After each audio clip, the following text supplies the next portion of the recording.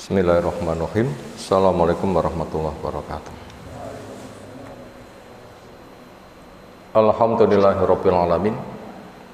Walladzi arsala rasulahu bil huda wa dinil haqq lidhirahu 'ala dini kullih. Wa kafa billahi syahida wa asyhadu an la ilaha illallah wahdahu la syarikalah wa asyhadu anna Muhammadan abduhu wa rasuluh. Allahumma shalli ala Muhammad wa ala alihi wa ashabihi wa man tabi'ahum bi ihsanin ila yaumiddin. Ya ayyuhan nas ittaqu rabbakum alladzi khalaqakum min nafsin wahidah wa khalaqa minha zawjaha Babasa minhuma rijalan katsiran wa nisaa'a wattaqullaha alladzi tasaaluna bihi wal arham innallaha kana 'alaikum raqiba wa ba'd. Fa inna astaqal hadisi kitabullah wa khairal hadyi hadi Muhammadin sallallahu alaihi wasallam syarrul umuri muhdatsatuha fa inna kulla muhdatsatin bid'ah wa kulla bid'atin dhalalah wa kulla dhalalatin finnar. Ayol ikhwah akramana subhanahu wa ta'ala, setelah kita haturkan pujian, sanjungan, pengagungan, syukur kita semata hanya untuk Allah Ta'ala, yang teriring doa, salawat, salam semoga tercurah untuk Rasulnya Muhammad sallallahu alaihi wasallam.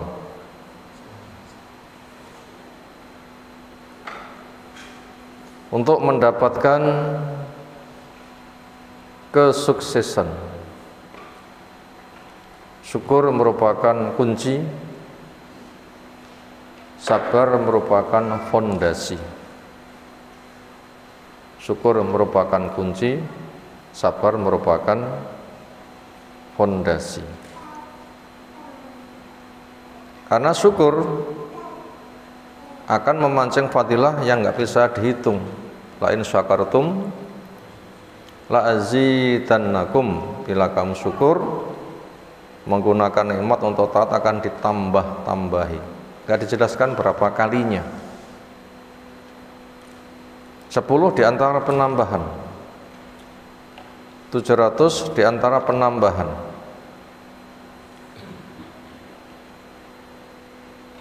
700 juga demikian. Akal nggak bisa menghitung contoh penambahan.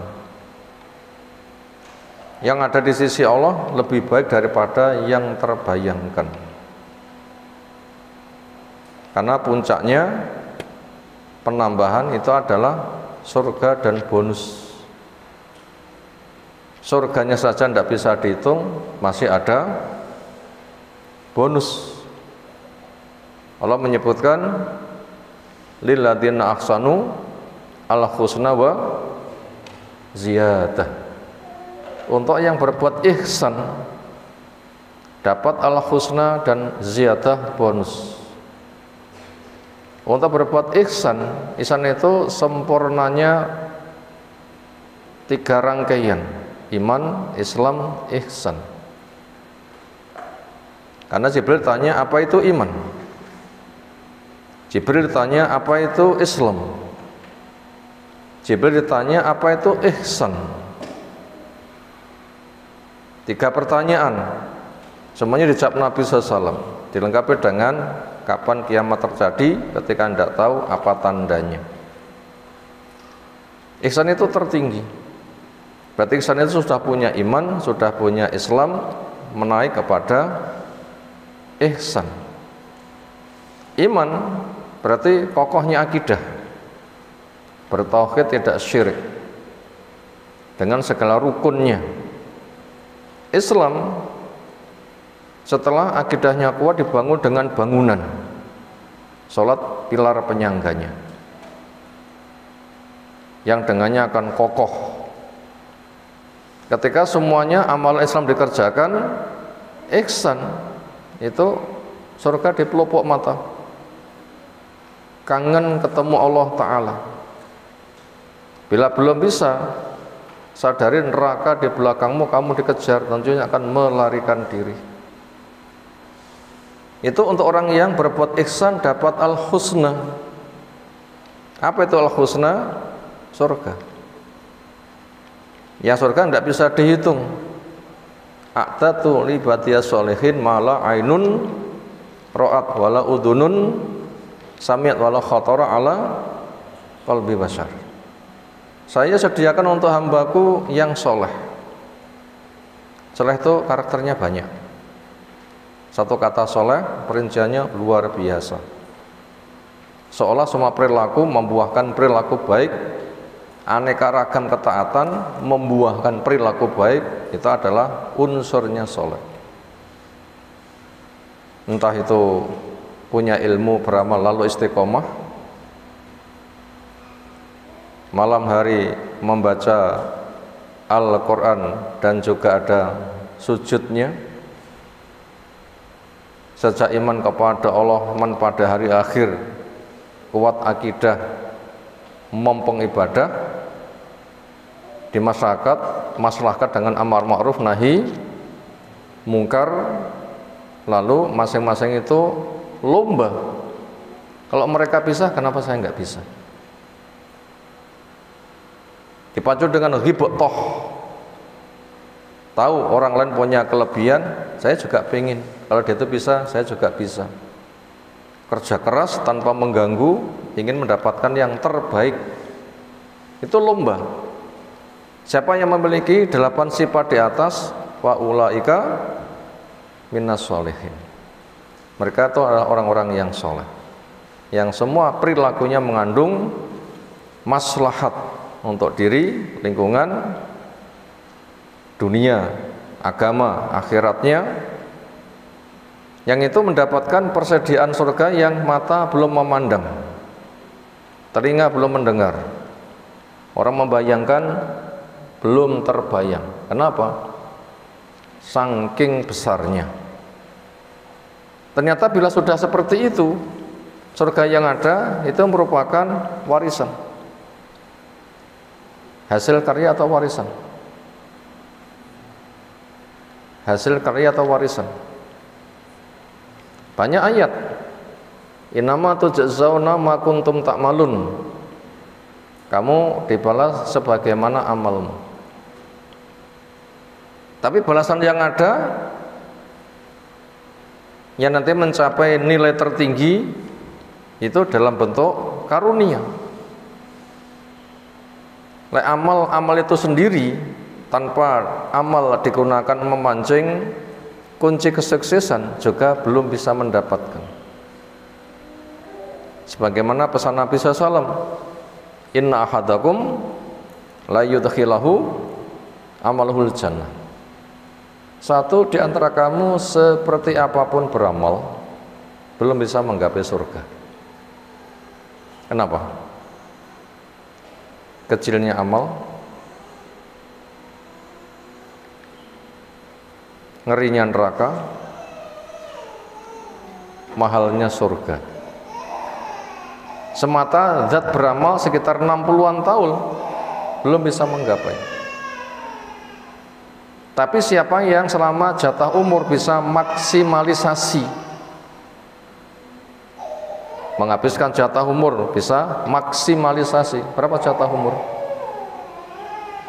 Rata-rata umat ini 60, 70 rata-rata. Yang kurang banyak, yang lebih juga ada, tapi itu rata-rata. Selama bisa maksimalisasi beramal, nanti mendapatkan karunia.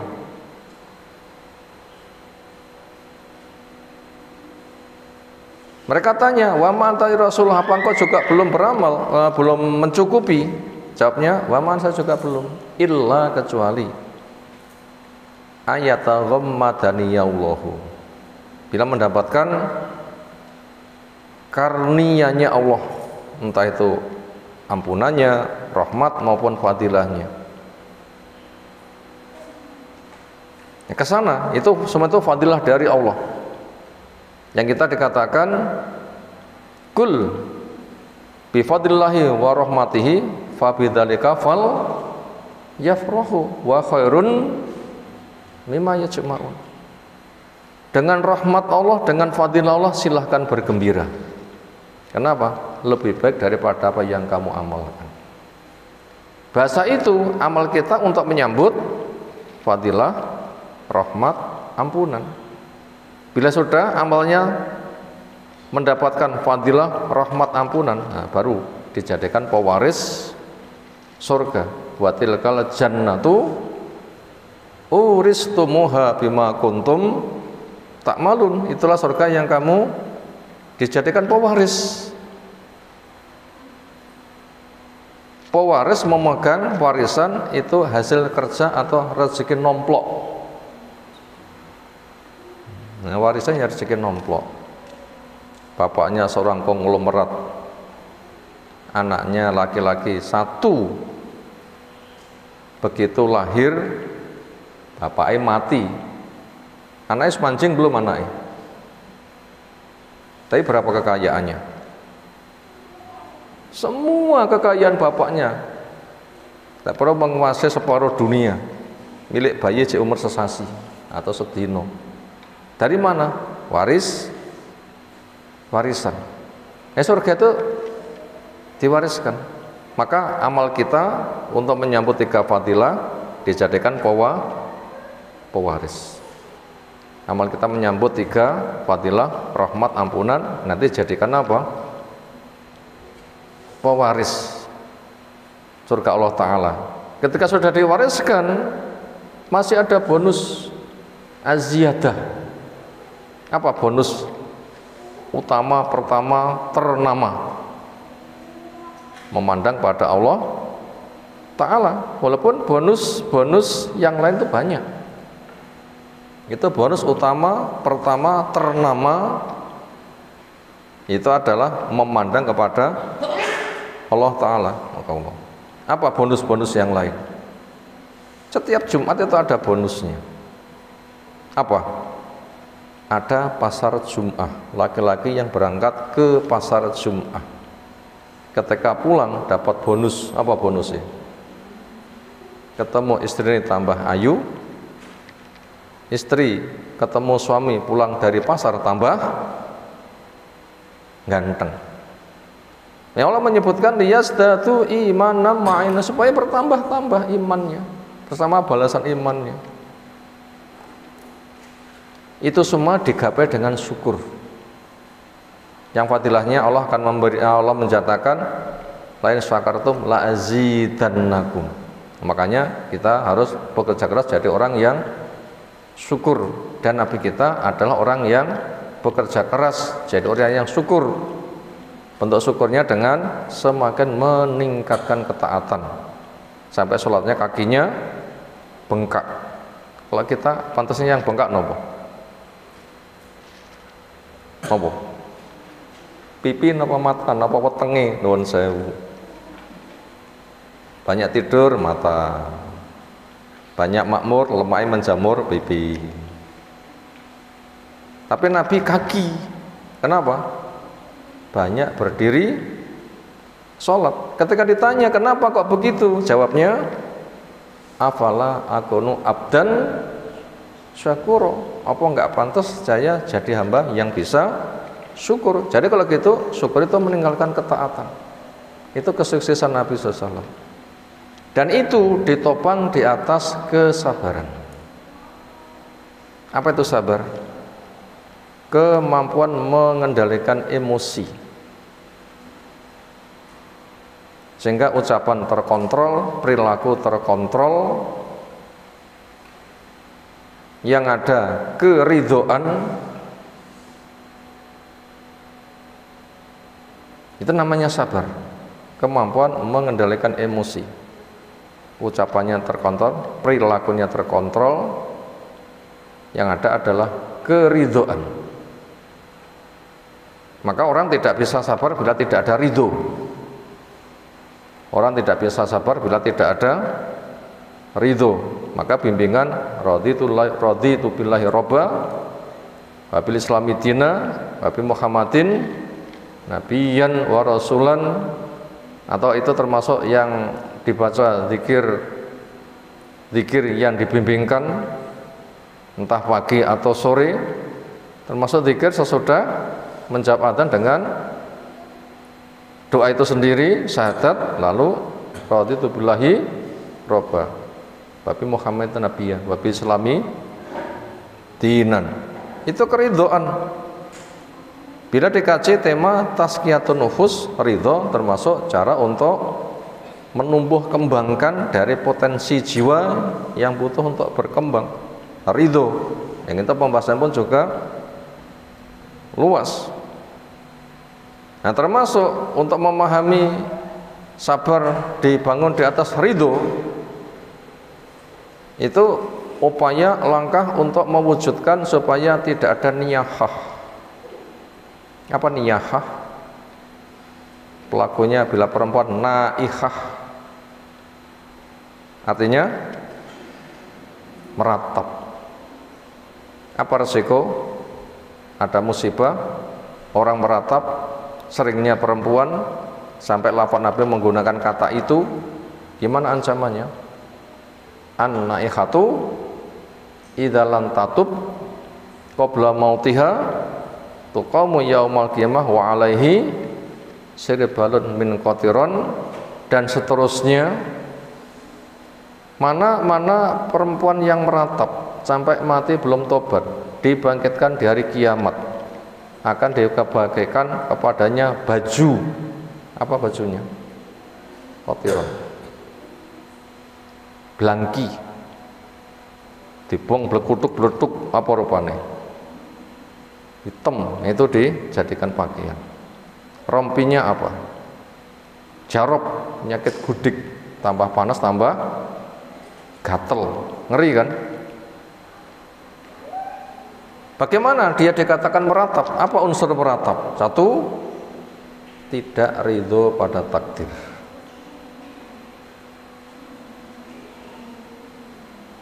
Dua, bersuudzon kepada Allah, berburuk sangka kepada Allah. Yang ketiga, gak bisa mengambil pelajaran dari peristiwa. Empat, protes. Jadi tidak ridho pada takdir, berburuk sangka kepada Allah, gak bisa mengambil pelajaran dari peristiwa. Yang keempat, protes. Bila ini terjadi, yang ada meratap itu nanti. Protesnya macam-macam. Protesnya macam-macam. Protesnya ada yang teriak-teriak, ada yang nangis, ada yang gulung-gulung, ada yang gundul rambut, ada yang ngacak-ngacak rambut, ada yang nyobek-nyobek baju, ada yang nampar-nampar pipi, ada yang memotong jari, ada yang bunuh diri tapi takut mati. Macam-macam kan protesnya, macam-macam. Kalau begitu, untuk mendapatkan kesabaran apa?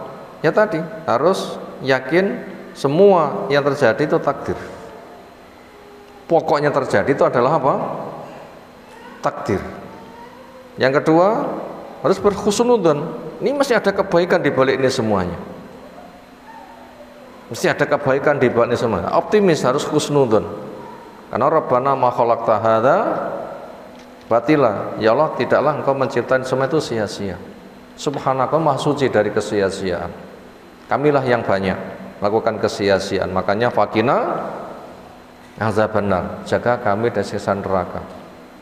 Itu harus husnudzon, mesti ada kebaikan di balik musibah peristiwa ini. Yang ketiga, sibuk menggali apa hikmahnya. Ini musibah murni atau fadilah murni, atau ada sebab dosa, atau ada sebab ketaatan, cari. Yang jelas semuanya itu ada fadilah dari Allah, asalkan bisa mengelola dengan baik. Bila itu musibah terpancing oleh dosa, segera tobat, istighfar, berbenah, sehingga lebih baik lagi, nilainya meningkat. Itu yang ketiga. Pertama, yakin ini takdir. Kedua, husnudzon pada Allah. Yang ketiga, sibuk menggali hikmahnya. Ketika menemukan hikmahnya, kawede, ridho. Nah, bila bisa ridho, puas, pasti akan mendapatkan apa? Kesabaran. Itu tadi sebuah masalah penting. Syukur kunci sukses. Untuk bisa syukur butuh kesabaran. Sudah kita urai. Dan itu seolah penting untuk kita semuanya. Itu penting untuk kita semuanya. Berikutnya, di antara amal masuk kategori ringan tapi fadilahnya besar. Amal kerjanya ringan tapi fadilahnya besar. Apa? Setelah orang itu punya ilmu syar'i, pribadi kalau begitu.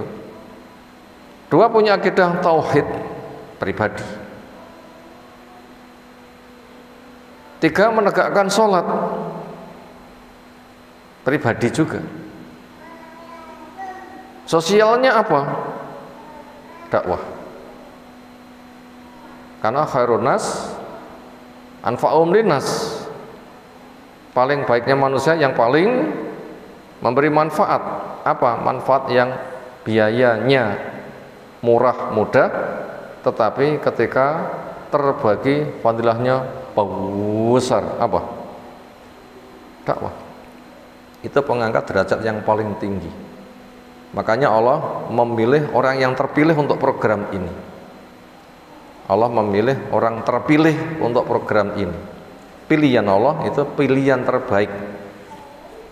Allah memilih orang yang terpilih untuk program ini. Apa itu? Program dakwah.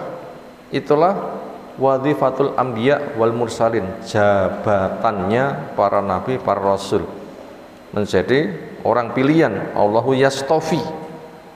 Apa maknanya yastofi? Mengambil pilihan. Biasanya kalau kita tuh belanja, milih enggak? Pilih. Di yang paling sempurna, itu yang diambil. Ketika Allah melihat kepada hambanya terbaik, itu ya jadikan pilihan. Sehingga Allah jadikan nabi, Allah jadikan rasul. Nah, nabi kita, nabi terbaik, rasul terbaik. Jadi kegiatan sosial terbaik itu adalah melewati apa? Melewati dakwah. Makanya semuanya supaya ikut program ini. Sebagai pelaku atau penyempurna, nggak masalah. Sebagai pelaku atau sebagai penyempurna. Pelaku itu pemegang amanat, penyempurna juga pemegang amanat. Karena kita itu bukan jamaatul muslimin, tetapi kita jamaatun minal muslimin. Kita bukan satu-satunya umat Islam, tapi kita salah satu dari umat Islam. Dan itu butuh untuk bermasyarakat, untuk dipikul bareng. Makanya siapa yang punya peran, maksimalkan pada peran. Ketika nanti diramu akan jadi kuat. Sing dadi ban, bagaimana ban terbaik jadi pentil terbaik, yang jadi bodi terbaik, yang jadi mesin terbaik, yang jadi aksesoris yang terbaik, yang menjadi rangkaian di dalam elektriknya bagaimana berada pada posisi terbaik, yang menjadi pemrogram bagaimana memiliki program yang terbaik, yang jadi sopir yang terbaik ketika masing-masing itu berada posnya untuk maksimalisasi nanti menjadi sebuah rangkaian jadi mobil yang bagus. Pentil nggak dicacat, ban nggak dicacat, rangka nggak dicacat, mesin nggak dicacat, aksesoris nggak dicacat, rangkaian elektriknya nggak dicacat, sopirnya nggak dicacat. Nah, jempol, semuanya mendapatkan nilai sama dan masing-masing bangga dengan nilai global. Misalnya mobil itu akhirnya harganya 300 miliar. Ini yang bangga mendapatkan nilai 300 miliar itu bagian yang mana? Ventile, bane, rangkane, bukan, tetapi kerjasama kompaknya,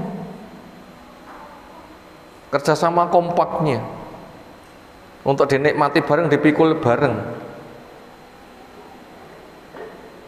Nah seperti itu. Nah karena itu berada pada bidang dakwah, siapapun yang masuk pada bidang dakwah nikmati, selami. Itu kegiatan terbaik. Peranmu apa? Ya saling melengkapi. Makanya sebuah kaum nabinya satu. Sebuah kaum nabinya satu. Itulah juru bicara dari Allah. Siapa? Jubirnya Allah, juru bicaranya Allah, nabinya yang yatlu alaihim ayatihi, membacakan. Itu kan juru bicaranya kan, yang menafsirkannya sebagai mubayyin, itu bayyana linnasi manuzil ilaihim. Umatannya dia menjawab, ada perintah fasalu ahla dzikri in kuntum la ta'lamun. Itu jubirnya, bila kita pinjam kata itu, jubirnya oleh itu nabinya, rasulnya. Butuh beramal yang menyontohkannya sebagai uswatun hasanah. Untuk tumbuh kembangnya umat, dia sebagai pentazkiyah. Untuk pemberdayaan umat dengan ilmu, ya yang mengajarkan kitab dan hikmah. Wa yu'allimul kitaba wal hikmah, yang mengentaskan mereka dari gelap ke cahaya, yukhrijum minaz zulumat ilan nur, yang memberikan basyiron wa nadhiron. Itu kan juru bicaranya Allah. Yang namanya umat satu. Andaikan dua, yang satu sebagai wazirnya. Siapa satu masa? Nabi ini double. Nabi Musa. Tapi pemegang kendalinya berapa? Satu. Allah mengatakan, utus dia dari keluarga aku sebagai wazir saya. Wazir saya. Apa wazir? Bila itu presiden, yang menterinya. Yang memegang kendali tetap satu. Yang lainnya melengkapi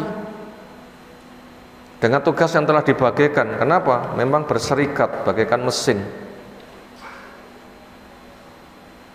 Kalau yang punya kedudukan penting dari kalangan umat ini, pendamping Nabi, sampai dimisalkan siapa dia? Ali. Kapan? Ketika terjadi perang apa ya? Perang apa? Ali disuruh di rumah, maunya ikut,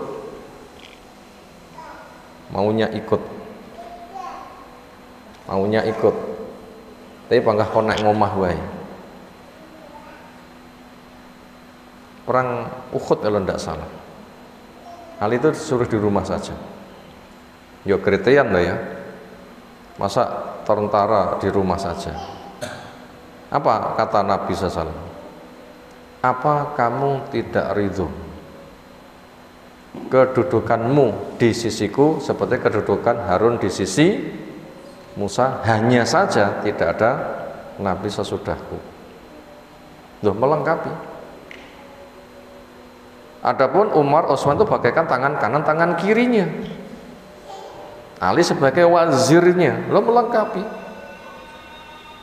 Nah, seperti itu. Itu tugas dakwah. Makanya ketika kita itu terlibat pada bidang dakwah, pendidikan, ini wajib kita syukuri, kita pertahankan. Secara teori fadilah itu akan membangkitkan semangat. Tetapi sisi praktek, umat tetap teruji, ada masalah intern. Secara praktek mungkin semuanya terpanggil, siap terjun ke medan dakwah. Banyak enggak orang yang semangat dakwah? Terlalu banyak. Tapi mekanisme cara kerja kiprahnya itu tetap teruji dengan manusia punya keterbatasan. Tetap teruji dengan manusia punya keterbatasan. Makanya apabila kita sudah sepakat dakwah, pahalanya terbesar di bidang sosial, maka kita bisa memahami dan mengelola keterbatasan manusia. Apa keterbatasan manusia? Enggak bisa lepas dari ego. Itu namanya keterbatasan manusia. Enggak bisa lepas dari ego. Adakah manusia bersih dari ego? Gak enek. Gak enek. Di sana juga ada hasad. Ego menginginkan nomor satu, ya kan? Ego menginginkan nomor satu. Ketika ada pesaingnya, hasad. Ini tidak bisa lepas ini ujian terberat ini. Ujian terberat ini. Mana masing-masing diuji dengan ego.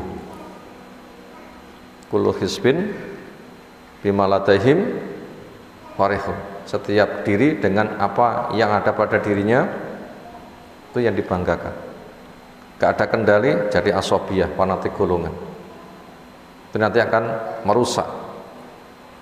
Itu ujian berat. Apalagi di situ ada nafsu. Ada nafsu amarah bisu, memerintahkan yang buruk. Serius senang, segera sering tidak peduli, gara-gara didorong oleh egonya. Ini ujian kemanusiaan, dimanapun berpotensi ngalami. Yang kedua, di sana ada bawaan kemanusiaan, adanya hasad. Adakah manusia tidak ada rasa hasad? Adakah manusia tidak ada rasa hasad? Adakah manusia yang bebas dari hasad? Enak? Ora enak. Piye carane golek wong enak hasad? Gimana cari orang tidak ada hasad? Gak enak. Bawaan itu modal ujian. Ego modal ujian, bawaan. Hasad juga sama. Makanya kita dibimbing berdoa, wa min syarri hasidin idza hasad, dijaga dari hasadnya orang yang menghasad. Dan itu dikokohkan ada. Cuma kita dibimbing untuk pandai mengelola. Dan itu sudah kita baca. Apa? La hasada illa fi isnatain. Tidak ada hasad kecuali untuk dua hal. Walaupun itu punya makna ghibthah, tapi rumpunnya sama.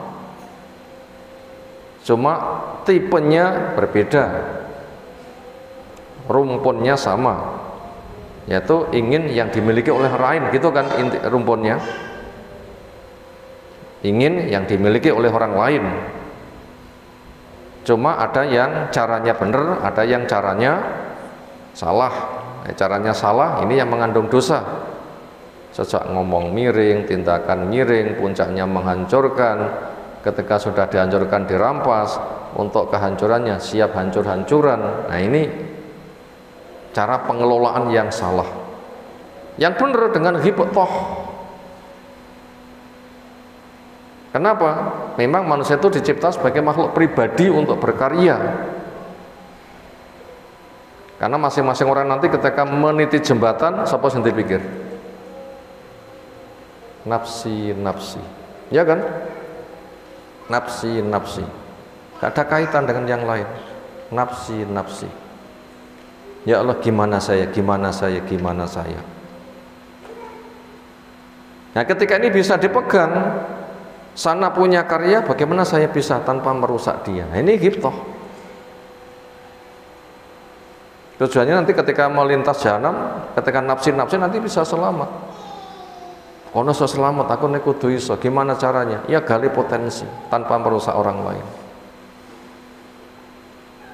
Makanya jatah takdir yang dia diberi gali untuk maksimalisasi. Ini yang wajib untuk dikelola. Adanya egoisme, semuanya pengen nomor siji. Yang nomor dua adanya hasad, ketika disaingi tidak suka. Makanya supaya pandai-pandai mengelola hasad. Matikan, dalam artian kendalikan hasad yang bahaya, hidupkan kepada hasad yang maslahat. Apa hasad yang maslahat? Ghibthah namanya. Menginginkan kebaikan orang lain dengan kerja keras tanpa merusak mereka sama sekali. Bersaing lomba. Ada perintah fastabiqu al khairat wa fi dzalika falyatanafasil mutanafisun, lomba ke sana. Kemudian karena penentu nilai itu adalah Allah, bukan egonya, bukan hasadnya. Karena lomba ada jurinya enggak? Lomba ada jurinya enggak? Pengen nomor siji, ada pesaingnya bersaing untuk menentukan juaranya diri sendiri atau ada jurinya? Sopo jurinya? Allah. Maka itu ikhlas itu harus. Ikhlas itu harus. Dan cara kerjanya harus ittiba, harus mutabaah. Ikhlas itu harus. Nah, siapa yang mampu hal ini, punya jiwa egois, nggak masalah. Ada rasa hasad, kelola. Kalau sebagai jurinya, tanamkan keikhlasan. Bab syarat menang itu adalah keikhlasan. Praktek kerjanya sudah ada norma dengan ittiba. Siapa yang bisa mengelola egoisnya, hasadnya, menjaga standarisasi diterima dengan ikhlas dan ittibanya, ya silahkan berlomba. Nanti punya peluang yang paling gede. Punya peluang yang paling gede. Di balik itu kita ingat ujian yang ada pada umat ini, lomba ini. Ingin nomor siji, adanya hasad, sering syaratnya tidak terpenuhi, ikhlas dan ittiba. Sering tidak terpenuhi syaratnya ikhlas dan ittiba. Bila ini terjadi nanti bisa merusak. Dan perkara yang paling berat itu adalah muhasabah untuk ikhlas. Makanya di bidang keikhlasan inilah kita wajib untuk berlomba. Di bidang keikhlasan ini kita wajib untuk apa? Berlomba. Apa? Paling kerasnya, paling beratnya perjuangan menata keikhlasan. Ini paling berat. Walaupun juga telah menjelaskan, wa ma umiru illa liya'budullaha mukhlisina lahuddin. Mereka tidak diperintah kecuali ibadah dengan ikhlas. Bukan ibadah saja, keikhlasannya. Ini yang paling banyak membawa kepada kegagalan. Siapapun berpotensi. Makanya nanti siapa orang yang pertama kali dibakarkan neraka untuk membakarnya? Siapa orang yang pertama kali dicetik nih gendir neraka? Bahasa kambangnya gitu. Siapa? Orang yang tidak ada keikhlasan walaupun penampilannya hebat. Satu, tampak ahli ilmu pol, ya. Yang kedua, tampak mujahid pol, ya. Yang ketiga, tampak dermawan pol. Untuk jadi ahli ilmu kan berat, bahkan mencapai puncak. Untuk menjadi mujahid, bahkan terjun medan jihad berat, bahkan mencapai puncak. Untuk menjadi dermawan berat, karena butuh harta yang banyak, dia mencapai puncak. Tapi untuk tiga kelompok ini, api dinyalakan, membakar dia duluan. Kenapa? Nggak ada keikhlasan. Satu, ahli ilmu ketoe, tapi cari nama, biar dikatakan alim, jamaknya ulama. Ini hilang keikhlasan. Yang satu tampak mujahid, bukan untuk li'i'la'i kalimatillah, tapi untuk cari nama, biar dikatakan suja, jari, pahlawan, atau bahasa yang semisal. Ketika sudah mengerahkan semua potensi dana, bukan untuk memadamkan neraka, tetapi untuk mencari nama, biar dikatakan sebagai dermawan. Padahal ini semua itu bidangnya kebaikan, tapi gagal gara-gara tidak ada keikhlasannya. Ini harus menjadi koreksi paling penting. Semua peristiwa kita harus biring ke sana. Dan itu memiliki nilai penyaringan. Punya nilai penyaringan. Orang itu butuh dicek, disaring enggak? Butuh enggak? Dicek, disaring. Butuh enggak? Diadakan tamyiz, pemisahan. Sehingga yang susah memuayas istimewa. Butuh. Dan kita butuh ingat apa yang disebelaskan oleh Nabi. Ketika Nabi meninggal, man ya'isminkum ba'di, apa yang akan terjadi? Fasyayara ikhtilafan katsira. Perselisihan banyak sekali. Apa penyebab perselisihan?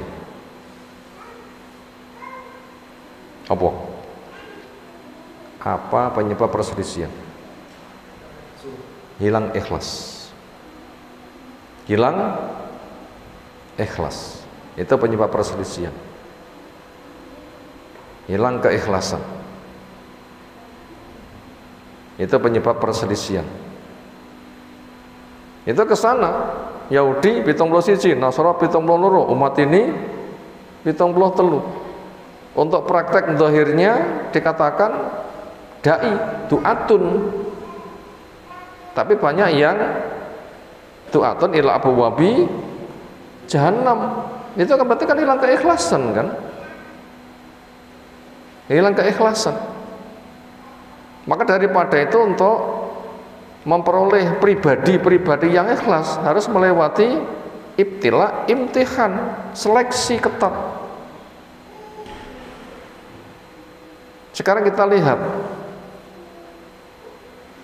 perang Uhud fungsinya bukan menunjukkan kaum muslimin kalah, tapi perang Uhud merupakan pengajaran, butuh adanya seleksi.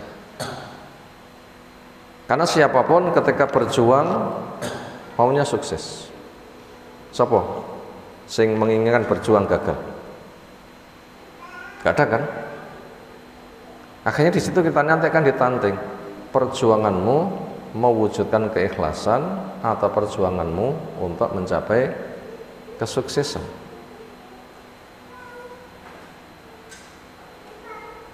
Ini diuji, akan dites nanti. Perjuanganmu untuk menggapai keikhlasan, perintah terbesar, atau perjuanganmu untuk menggapai kesuksesan. Biasanya kata sukses untuk kasus seperti itu perjuangannya tanpa ada hasil. Seringnya itu begitu kata sukses yang banyak terangkat-angkat. Sebenarnya kriteria sukses itu banyak. Dan apa hakikat sukses sebenarnya? Tapi bila sudah dikatakan dengan bahasa global umum, kata sukses, nanti bukti perjuanganmu. Nah, supaya tidak dikuasai hal ini, itu butuh yang namanya penyaringan, supaya tidak terbawa oleh penampilan luarnya. Kalau gitu pembuktiannya apa?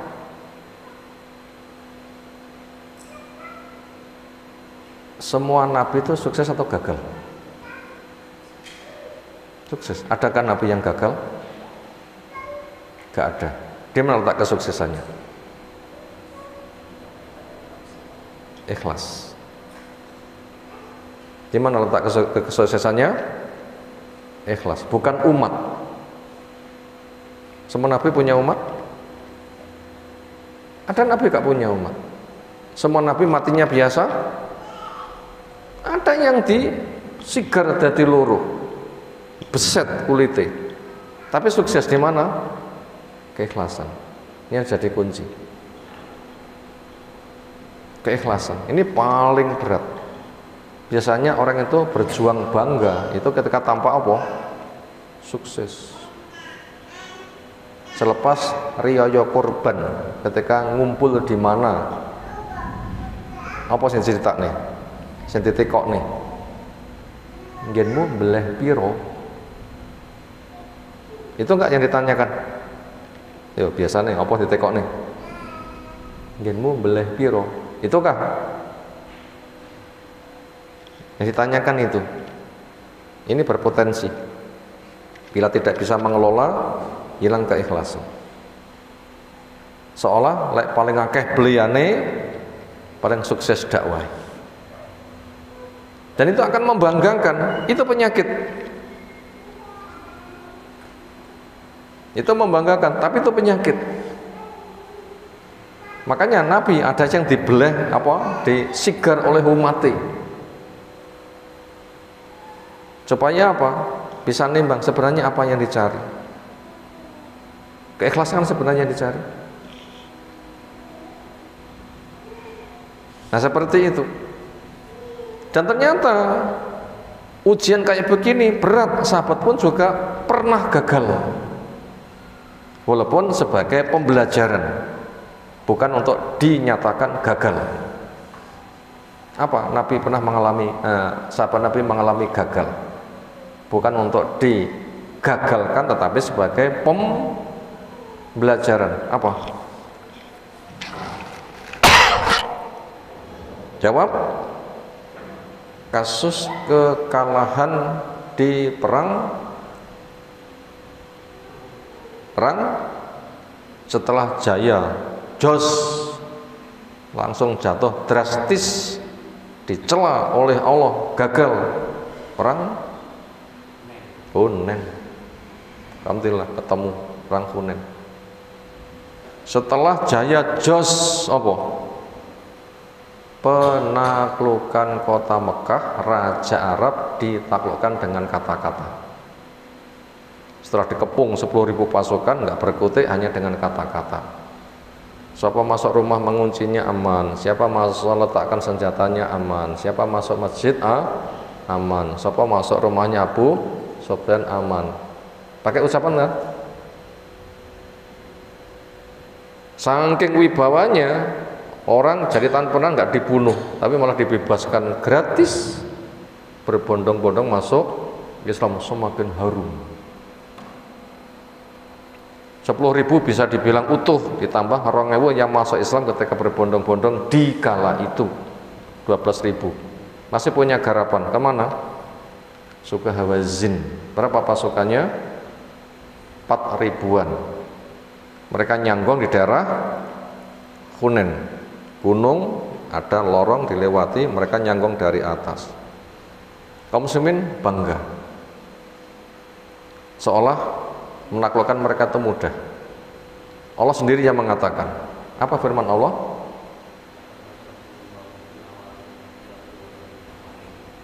Terusnya, it ajabatkum kasratukum, ketika jumlah akehmu membanggakan kamu. Sahabat punya kesalahan, Allah sendiri menyebutkan apa? Jumlah banyakmu membuat kamu takjub. Salah atau benar sifat itu? It ajabatkum kasratukum, bangga jumlah akeh. Salah atau benar? Leo, jawab. Salah. Ternyata jumlah banyakmu la tughni angkum syai'a, gak bisa mencukupi kamu sedikit pun. Bubar. Kena serangan mendadak, bubar. Ini yang sering menjadi penyakit sahabat, pernah gagal di kasus ini. Tapi bukan untuk disalahkan, tapi untuk dijadikan pelajaran. Karena mereka dipanggil begitu serempak kembali, diajak menggebrak, akhirnya Allah berikan kemenangan untuk menghilangkan rasa ujub. Itu penyakit. Makanya apabila kita melangkah kadang ada halangannya, kita wajib koreksi. Mungkin langkahku itu dikuasai, didorong oleh ujub, bukan keikhlasan. Ini bukan koreksi kita semuanya. Kenapa kok ada halangan? Biasa saja ada ujub. Allah hentikan ujubmu, rasa banggamu. Programku gini-gini kudune sukses supaya cepat mekar, nanti akan jaya. Ini kan harus dikoreksikan yang seperti itu. Bukannya sukses enggak boleh, tetapi ujub bisa menyusup. Bisakah suksesmu bebas ujub? Bisakah suksesmu bebas ujub? Itu ada jawabannya di sana. Maka diantaranya orang yang berpotensi untuk memanfaatkan suksesan ini jangan diberi peluang. Tapi bila orang itu mengalami kesuksesan, banyak orang yang hendak masuk. Untuk apa? Menikmati. Contoh untuk ekonomi negara. Kapan investor asing berduyun masuk? Kapan? Bila pertumbuhan ekonominya bagus. Mereka membangun atau ingin menikmati? kata ahli ekonomi, banyaknya para inspektor itu bukan untuk membangun tapi untuk menikmati. Maukah kaum muslimin bagaikan bunga full madu cuma untuk hisap-hisapan? Apakah Islam maju itu untuk hisap-hisapan? Sebatas melayani kumbang menghisap, bunga layu dibuang? Gak diinginkan. Islam bukan untuk itu fungsinya.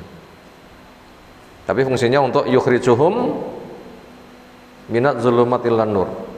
Makanya para kumbang yang hendak menghisap di musim bunga yang penuh dengan madu itu disingkirkan.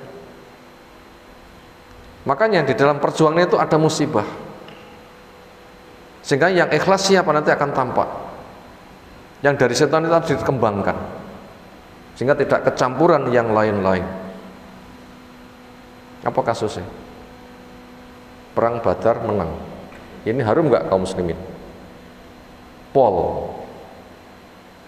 Sehingga orang-orang yang nggak kebagian kesempatan di dalam perang Badar gitu nih pol. Ini menyebabkan orang munafik berduyun masuk Islam. Kenapa? Kalau nggak begitu nanti akan terpinggirkan. Semakin semangat mereka ingin mendukung perjuangan, Allah berikan kesempatan perang Uhud. Allah berikan kesempatan perang Uhud. Tetapi kondisinya ternyata nggak dibayangkan.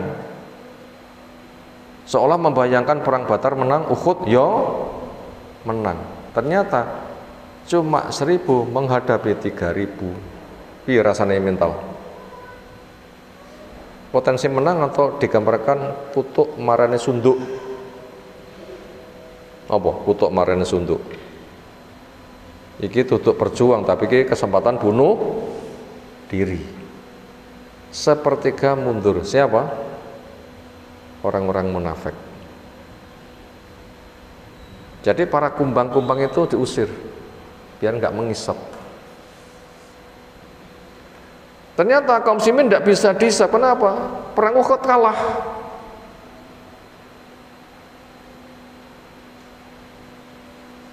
Gebrakan pertama menang, yang kedua kalah. Prosesnya orang yang ditugasi jaga di atas gunung dipeseni yang 50 orang itu. Apapun kondisinya, kami yang di bawah, kamu yang di atas, jangan sampai turun, lindungi punggung-punggung kami. Tapi begitu yang di bawah gebrakannya mudah dan menang, yang di atas langsung geruduk turun, 50, rek 10, 40 sing geruduk mudun. Nah, pasukan Khalid berkuda yang 200 langsung membantai yang 10-an, setelah itu nyerang dari belakang, yang lari sana kembali kaum muslimin dihimpit. Ini bahasa Jawanya apa ini dihimpit nih? Apa? Digelatok, apa digelatok itu? Dihimpit, penghimpit dipres segepeng. Ini bubar kaum muslimin, diisukan sampai Nabi itu mati. Ghamman ala ghammin, kesannya duka di atas duka. Wong munafik wes lek komentar karu-karuan tenan to. Yo omongi 1000 musuh 3000 ngono ki bunuh diri. Pomo ngono ki manut karepku, enggak bakal ngono. Sapa sing gembosi bahasa itu? Munafik. Bahasanya seperti itu, bahasa yang betul-betul kontras dengan pemahaman agama, nggak ngerti takdir. Bahasanya sangat gawat sekali. Bahasa seperti itu. Ini hikmahnya adalah untuk apa? Menyingkirkan orang-orang yang nggak ada jiwa keikhlasan. Akhirnya tampak yang betul-betul ikhlas. Pada kondisi 70 mati, yang lainnya luka berat, masih ada berita wong kafir kembali, mereka yang sudah pulang nggak iso melaku, saling seret diajak kembali lagi, nggak boleh ngumpul kali kecuali yang kemarin memang berkumpul, sehingga betul-betul yang ngumpul itu yang betul-betul ikhlas. Akhirnya orang musyrik pun juga akhirnya takut, nggak jadi menggebrak kepada kaum muslimin. Inilah yang Allah akhirnya bangkitkan untuk mendapatkan apa? Kemenangan. Sehingga orang munafik itu sudah tersingkirkan, nggak bisa menikmati hidangan karena kaum muslim sedang layu. Tapi di tengah kelayuan ini Allah telah jadikan benih-benih unggul yang luar biasa. Lalu Uhud yang kedua nggak jadi, ditambah lagi dengan perang Ahzab lebih mengerikan lagi. Ngerikan nggak perang Ahzab? Ngerikan nggak? Wis Uhud kalah, mau Uhud kedua nggak jadi, terjadi perang Ahzab. Tahun berapa perang Ahzab? 5. Madinah dikepung oleh gunung, satu celah, inilah yang jadikan benteng. Masuk ke Madinah lewat celah, ini yang dipasang parit. Berapa jumlah penduduk Madinah? Bisa dibilang tidak lebih banyak daripada pengepung. Berapa pengepungnya? Ada 12.000, datang dari segala penjuru. Semua dikerahkan, berapa di pos gerbang ini. Di belakang kosong, para wanita nggak ada pelindungnya. Di situ nanti akan segera nampak seolah kaum muslim itu akan segera musnah. Makanya orang munafik semakin berjaya, Yahudi semakin berjaya untuk semakin kerjasama dengan orang Quraisy, karena seolah umat Islam akan mengalami nasib tamat, sehingga nggak ada yang diharapkan. Disinilah turun pertolongan Allah. Setelah tampak jelas pengkhianatan mereka, akhirnya Allah setelah berlalu perang Ahzab ini, berapa lamanya? 1 bulan. Dikepung 1 bulan. Allah kirimkan angin dari timur yang sangat dingin dan kencang. Saking dinginnya pengen penghangat dengan api unggun, kencangnya angin, nggak ada api yang nyala. Kemah porak-poranda, tidak bisa masak. Persatuan menjadi hilang, mereka pulang. Ketika sudah Quraisy kacau, kemudian Yahudi jelas pengkhianat, Quraidah beresin. Diapakan Bani Quraidah yang khianat di perang Ahzab? Perempuan, anak-anak dijual. Yang berposisi sebagai tentara bunuh berapa jumlahnya? Anak 700. Nah, hilangnya Bani Quraidah ini seolah orang munafik ini nggak ada mitra. Tinggal terakhir Khaybar, bisa sendirian Khaybar. Nanti bredel semuanya, dibredel semuanya. Nah, untuk penuntasan ini kaum muslimin untuk semakin kuat tanpa Yahudi, tanpa munafik. Munafik nanti akan semakin dibereskan, Yahudi akan semakin dibereskan. Sebelum membereskan munafik Yahudi, bereskan dulu Quraisy, yang dia tidak akan kembali lagi. Gimana cara beresin Quraisy? 6 Hijriah terjadi perjanjian Hudaybiyah. Apa itu? Intinya yang paling pokok. Gencatan senjata 10 tahun. Aman kan? Aman, nggak ada serangan dari Quraisy. Tahun 7 semakin dikokohkan, kaum muslimin kuat dengan umroh qadha. Orang tahu umat Islam itu adalah gagah-gagah. Ketika tawaf tampak gagah. Mereka kan tahu, umat Islam ternyata segagah itu. Khalid bin Walid takjub, akhirnya masuk Islam. Amr bin As masuk Islam. Semakin dirongrong Quraisy kekuatannya. Setelah itu memberesi Khaybar, jelas pengkhianatannya. Beresi Khaybar, jelas pengkhianatannya. Taklukkan, sudah. Quraisy dikebiri, janji 10 tahun nggak perang, Khaybar takluk. Tinggal menghadapi siapa? Munafik dan kesetiaan Quraisy memegang perjanjian. Quraisy enggak bertahan memegang perjanjian, 2 tahun sudah khianat. Taklukkan, penaklukan kota Mekah. Les ngono kuwi beres, tinggal orang munafik dibongkar dengan kasus hadisul ifki. Mereka menuduh istri Nabi termuda tercinta yang hidup bareng siapa? Bu Aisyah zina dengan siapa? Sofwan bin Mu'attal, gara-gara buang hajat, rombongan pergi karena dikira sudah ada, ternyata Bu Aisyah ketinggalan, ketiduran, ditemu oleh siapa? Sofwan bin Mu'attal. Ketika diantar pulang, ini diisukan sedang terjadi serong. Disitulah orang munafik dibungkam total. Setelah itu jayanya luar biasa. Itu prosesnya. Diupayakan dakwah itu harus betul-betul ikhlas. Ketika sedang jaya-jayanya, ini banyak kumbang-kumbang yang hendak apa? Mengisap. Jangan beri kesempatan. Perkokoh dari dalam untuk mendapatkan kemenangan. Lihat sejarah.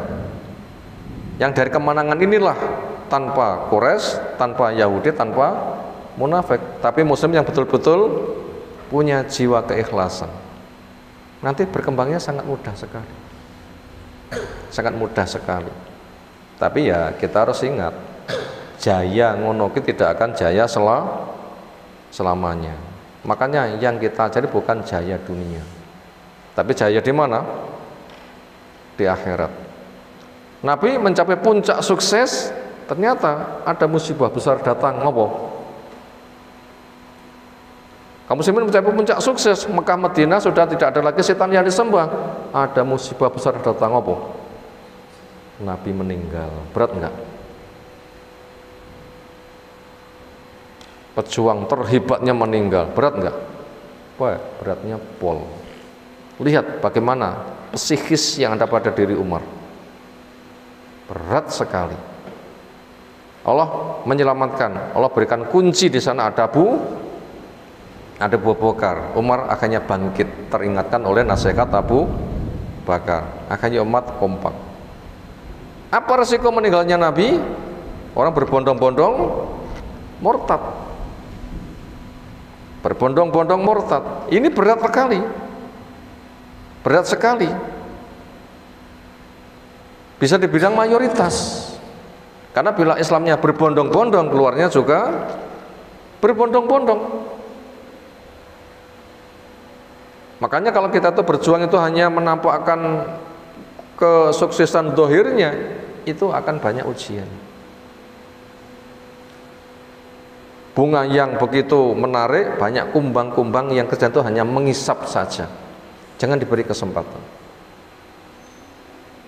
Siapa yang kondisi berat, tetap bertahan. Itu sebagai orang-orang yang tersaring. Dulu Imam Bukhari sampai kentean murid.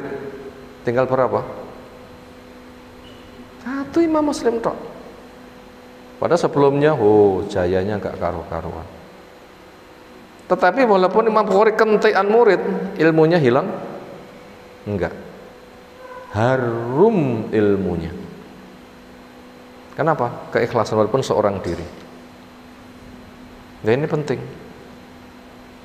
Itu penting. Makanya itu apabila ada orang itu disingkirkan oleh Allah, perang Uhud mereka mundur dari peperangan. Perang Hunain itu ada kekalahan, itu untuk pembenahan. Orang berbondong-bondong podo murtad. Ini sebagai alat untuk apa? Menguji siapa di antara di tengah kejayaan kaum muslimin yang betul-betul ikhlas. Ini yang sedang dicari. Itu yang sedang dicari. Disitulah kita wajib untuk menyelami. Makanya siapa pada kondisi super berat ternyata kok tangguh, itu termasuk tanda-tanda orang yang memiliki gejala ketulusan. Itulah nanti Allah mengembangbiakan sangat mudah. Kemudian dengan adanya orang yang berbondong-bondong murtad, dimotorin nabi palsu, siapa namanya? Musailamah Al-Kadzab, dan nabi-nabi yang lain total ada 30. Ternyata di masa Umar mengalami kejayaan yang luar biasa. Tapi ya semuanya tetap jangan sampai kejayaan itu yang diburu. Tapi keikhlasan yang wajib untuk dijaga. Kenapa? Selalu mengalami naik turun. Ada masa baik, masa buruk, masa baik, masa buruk, masa baik, masa buruk. Di masa Utsman berkembang, tapi Utsman dibunuh. Pada masa Ali perang kaum muslimin, dimotori Ali bersama Muawiyah, satu khalifah sitok gubernur, ada ijtihad yang belum bisa kompak, ada kasus. Allah selesaikan dengan adanya Hasan, kaum muslimin kompak. Tapi terus mengalami seperti itu. Maka daripada itu kuncinya apa? Jaga keikhlasan. Itu menjadi kunci. Jaga keikhlasan. Dan itu rata-rata jumlahnya sedikit. Itu sedikit. Makanya tamsil seperti itu jumlahnya sangat banyak sekali. Itu tadi cara untuk mendapatkan fadilah besar di dalam alam dakwah. Maka supaya orang itu bisa eksis, maka jadikan keikhlasan itu kunci utama. Bukan tampak bersinarnya, bukan, tapi keikhlasan. Allah membuat bersinar perkara yang mudah. Nah sekarang kita tambahi, walaupun satu pembahasan dari Al-Matlab At-Tasi' Asyar, pembahasan yang ke-19 sudah kita baca satu dalil tentang berkelanjutannya pahala dai walaupun dia sudah mati. Jadi berdakwah diterima, dapat pahala ilmu amal, pahala dakwah, ditambah pahala orang yang menyambut dakwahnya. Ternyata tidak terbatas sampai di situ.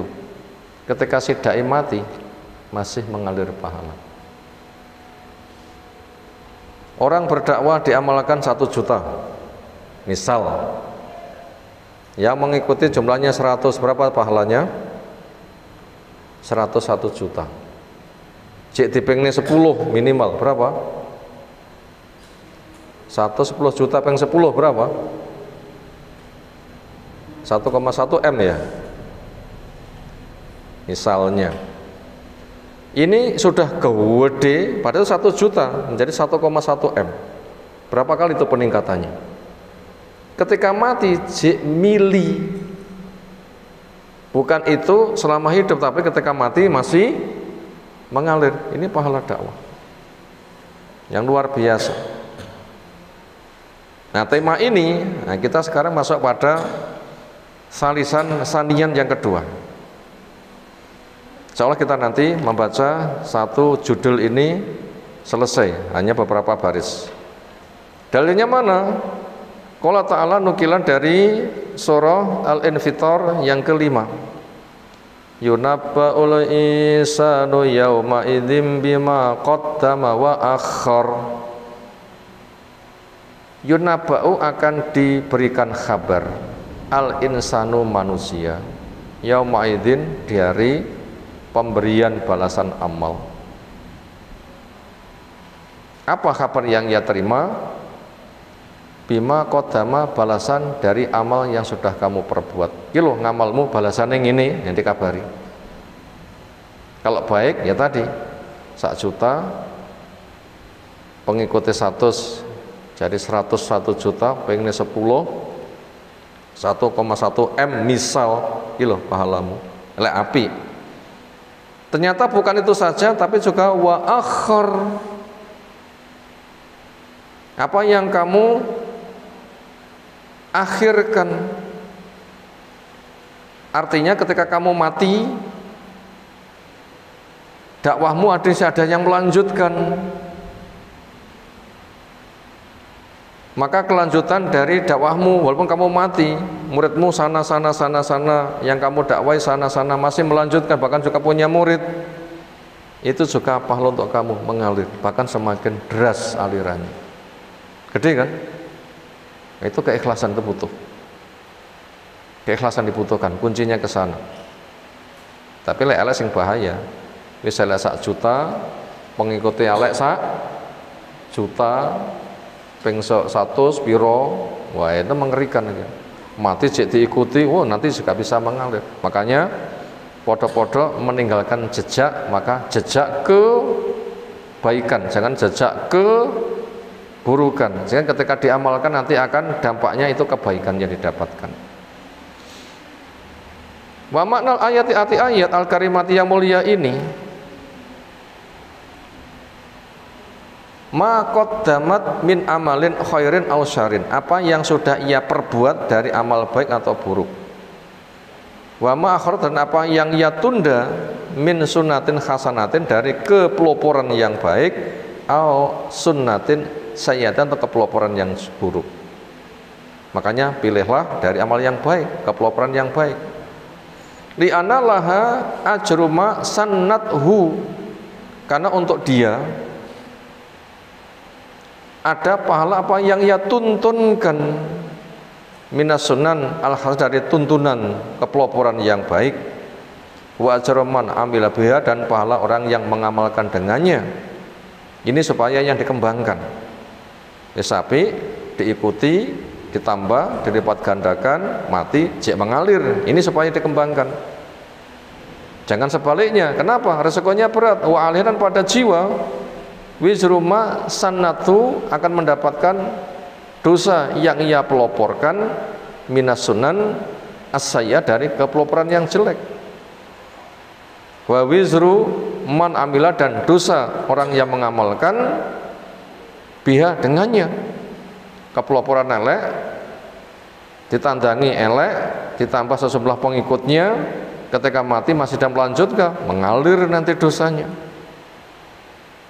Kalau Abdullah ibnu Mas'ud radhiyallahu anhu fi tafsir ayat, ma qaddamat min khairin, apa yang ia perbuat dari kebaikan, wa ma akharat min sunatin, dan apa yang ia akhirkan dari kepeloporan, istana biha ba'dahu, yang mengambil kepeloporannya orang sesudahnya.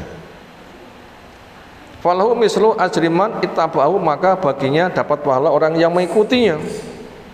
Lek apik tambah gede, saya tahu kejelekan. Makanya nganti-nganti kalau kejelekan.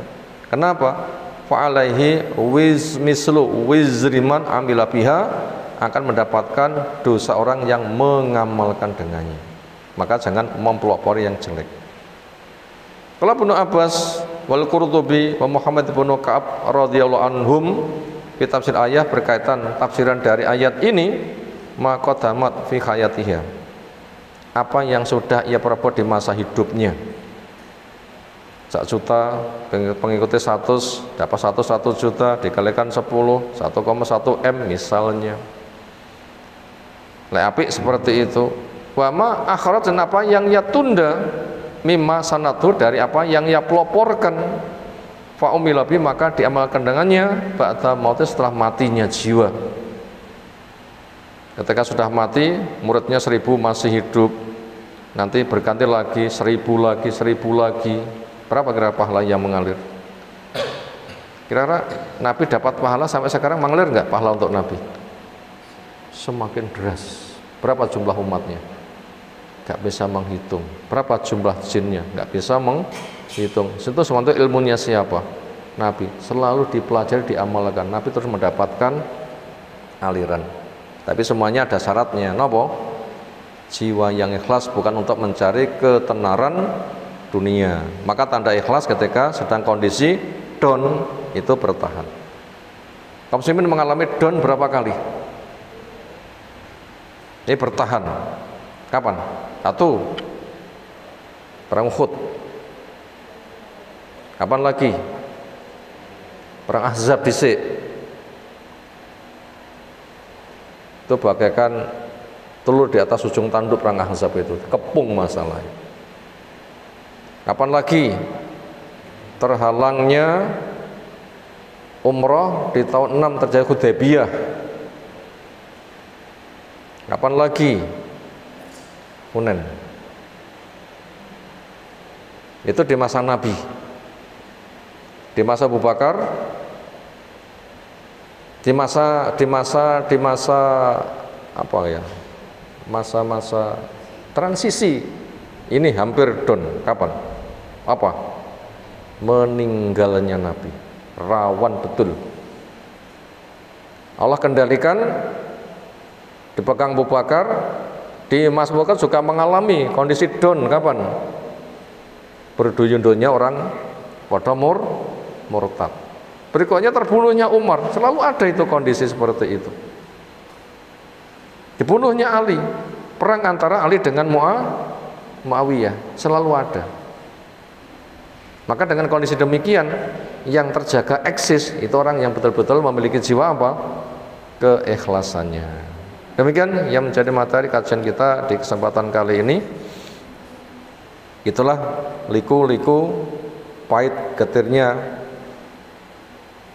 di dalam alam dakwah. Maka kunci kita akan eksis dan sukses hakiki itu berada pada keikhlasannya. Demikian yang kita sampaikan. Bila benar semata rahmat dari Allah, bila salah memang kita banyak punya keterbatasan. Semoga Allah mengokohkan ilmu kita, manhaj kita, akidah kita, sholat kita, keikhlasan kita, sunnah kita, kesabaran kita, yang dengan itu kita nanti akan terhantarkan mati husnul khotimah, yang dengannya akan mendapatkan hadiah surga yang diwariskan oleh Allah Ta'ala. Allahumma amin. Demikian, ada tanggapan silahkan. Yeah. Kita merasa lemas ketika program tidak berjalan, ataupun masalah ataupun ketika kita menerangkan kepada santri tidak memahami apa yang kita sampaikan. Kalau kita lemas, putus asa, maka ini ciri tidak ikhlas, tidak mencapai tujuan. Ya, mungkin ada benih, tinggal kita bisa menjaga eksistensi apa enggak. Mesti ada rasa itu. Justru kondisi itu diadakan itu penting. Dan kayaknya harus. Makanya kita belajar bersejarah pada kondisi bagaikan telur di atas ujung tanduk, bagaimana eksis. Maka itu kesabaran itu harus yakin akan ditolong. Tinggal saya bisa nggak bertahan kesabaran. Lemes, renglili, nggak punya daya, kayak sarung rana wonge nglimpruk ngono lho ya. Ciri khas tobat diterima apa? Ciri khas tobat diterima apa? Dunia yang luas terasa sempit. Siapa contohnya?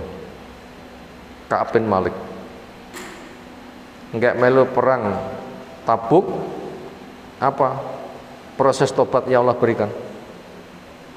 Dihajar 40 hari, gak diserawong belas. Lemes enggak? Lemes enggak ini? Soalnya itu enggak punya teman dia. Soalnya enggak punya teman. Kabeh wong menjauhi, tapi Nabi selalu menemani. Ketika dia tidak memandang, Nabi ngelirik. Kasihan Nabi itu. Simpatik hati Nabi itu. Cuma dia itu memang harus dihajar dulu. Ketika dia memandang, Nabi memalingkan lagi. Di hati itu. Itu proses. Bagaimana kondisi sempit, lemes, seolah nggak punya teman blas, seolah semua orang itu lari, dia bertahan. Ujiannya Ka'ab itu berat sekali. Sana nawari. Nenek koncomu nggak payu rene ya tak hormati. Gitu kan? Tak hormati. Ditambah 10 hari akhir suruh pisah dari istrinya, tambah lemes enggak? Nganti bojone wis 10 dino gak oleh untuk pisah dhisik walaupun bukan cerai. Di puncak inilah kata rahubat bihimul ardu, bumi yang luas terasa sempit. Kata dzaqat bil ardu bima rahubat. Kata dzaqat bimul ardu bima rahubat. Bumi yang luas terasa sempit, soalnya itu lemes dempes. Tapi ketika betul-betul terjaga keikhlasannya, ketakwaannya, yakin masa ini akan berlalu, Allah turunkan tobat. Layu enggak disirami bunga nek pot nganti wes kaya gak urip-uripo. Coba ngono ki disoki banyu sesuk-esuk wes selemune. Anak cilik dijak poso wes ngringi nangis kaya ora kuat-kuat mboke ya lemes, anake ya ramen tolo nyawang. Begitu maghrib teko, ibuke buka, anake di mimihi, mari buka anake yetes nah, plengah-plengeh. Keadaan ini memang ada. Itu memang ritmenya. Makanya jangan dikira itu sebagai tanda apa tadi? Lemahnya apa? Bukan, ini proses untuk penjajakan begitu. Kita sedang diuji. Kita sedang diuji. Ditambah lagi, menurut komentar konjopan ra karu-karuan. Tapi nanti begitu subur, mereka nanti akan beda lagi. Nah, mungkin gitu jawabannya, pakai tamsil. Allah alam apalagi. Demikian kita sampaikan. Subhanakallahumma bihamdika asyhadu an la ilaha illa anta astaghfiruka wa atubu ilaik. Assalamualaikum warahmatullahi wabarakatuh.